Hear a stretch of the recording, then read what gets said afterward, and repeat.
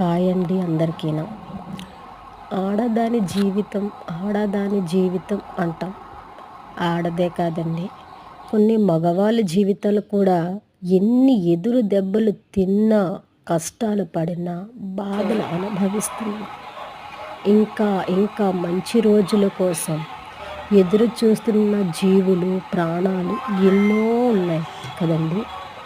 మనం అంటాం, ఛీ కుక్క బతుకు, ఛీ కుక్క బతుకు, మంది ఒక బ్రతికేనా, కుక్కల బ్రతుకు.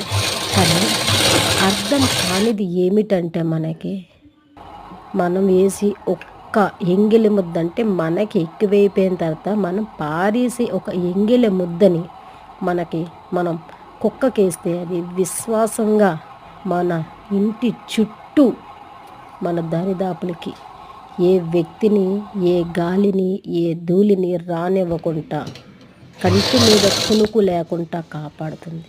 దానికి ఆశ ఉండదు, కోరిక ఉండదు, దాని పిచ్చి ఉండదు, అప్పులు బాధ ఉండదు. కానీ కుక్క జీవితం చాలా బెటర్ అండి నన్ను అడిగితే. కుక్క బతుకు అంటారు, కానీ అదే మనము తినకుండా యజమాని ఆకలి తీరిస్తే వాళ్ళు మాత్రం మనల్ని నట్టేట్లో ముంచేసి తేలుకోలేని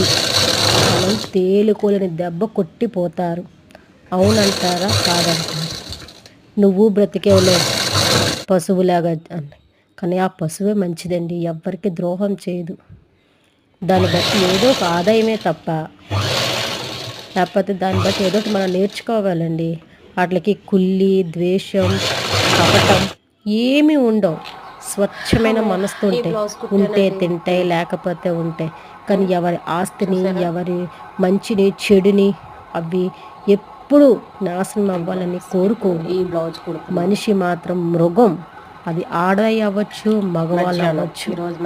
ఎవరో ఉన్నారు 100కి 1,000కి ఒకరు తిన్న విశ్వాసాన్ని నిలబెట్టుకునే వాళ్ళు.